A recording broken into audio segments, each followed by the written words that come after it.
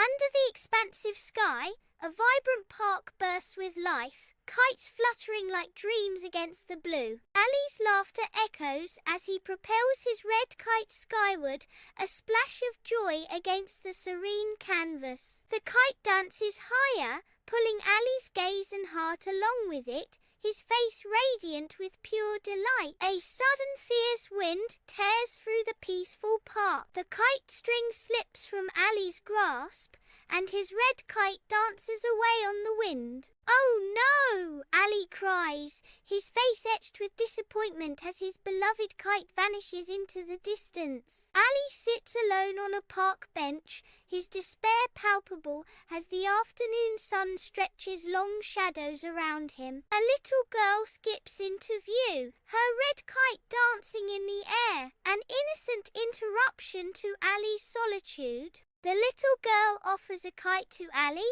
"Is this your kite?" A glimmer of hope flickers in Ali's eyes as he responds, "Yes, thank you."